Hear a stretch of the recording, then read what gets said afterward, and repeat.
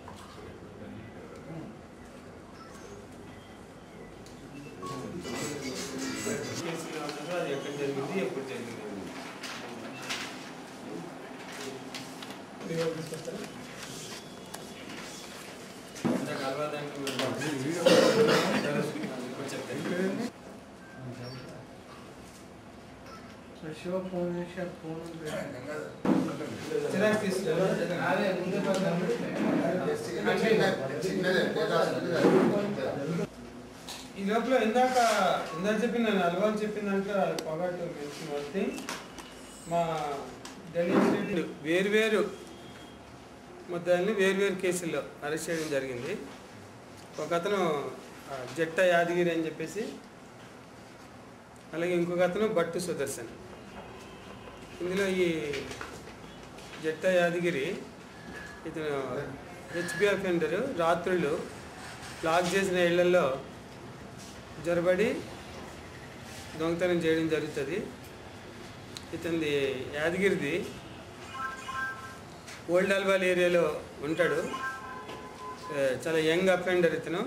ఇప్పటికి 4 సార్లు ఆల్రెడీ కేసుల్లో జైలుకి అది వెళ్ళొచ్చాడు.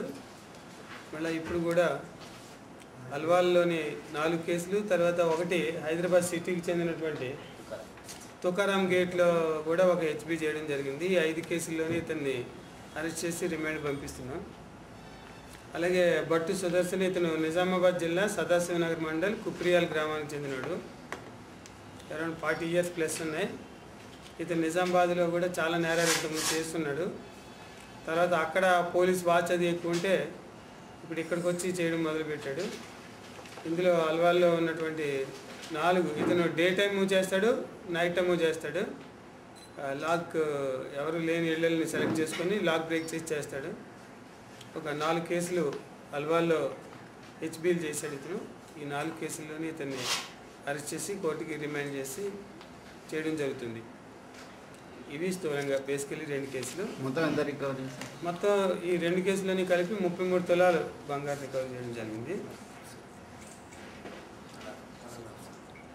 మరియు ఒక 1.5 kg సిల్వరు. వాల్యూ మొత్తం అంతా కలిపి టోటల్గా 11 lakhs 11 లక్షల విలువైంది. ఇద్దరిది కలిపి యాక్చువల్గా ఒకేసారి చూపిస్తున్నాను కానీ లేకపోతే టోటల్లీ డిఫరెంట్. జట్ట యాదగిరి డిఫరెంట్, బట్టు సుదర్శన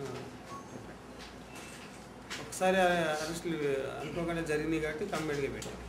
అదర్వైజ్ ఎవరికాడే చెప్పేసి మా ఐడి పార్టీస్ని యాక్టివేట్ చేసి దాని మీద ఆన్ ఇన్ఫర్మేషన్ పట్టుకుంటారు. ఇలా చేస్తున్నాడు. Is a fraud.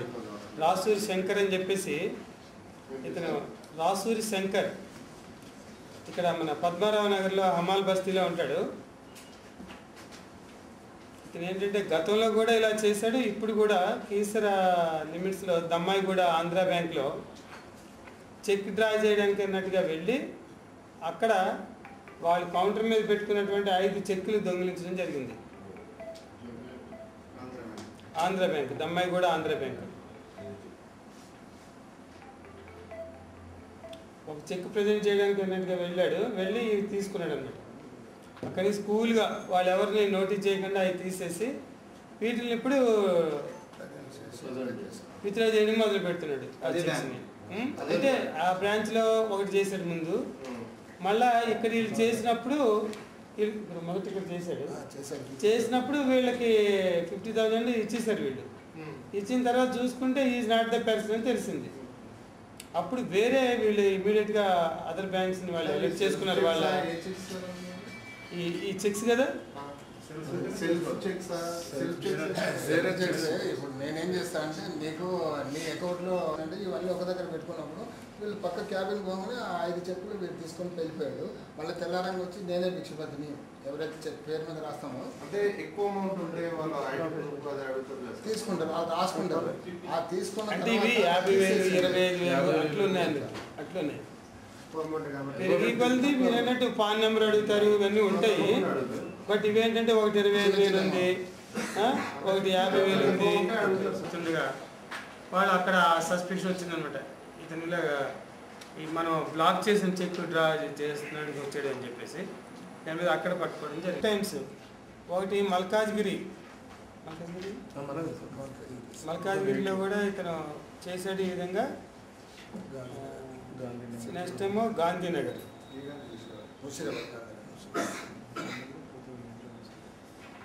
ఇవి 2008 ఆ పీరియడ్లో అనమాట. అప్పుడులో కూడా రెడ్ హ్యాండెడ్గా పట్టుబడ్డాడు. సో మళ్ళా 2 కేసులో ఇంతకుముందు అని మళ్ళీ చేశాడు.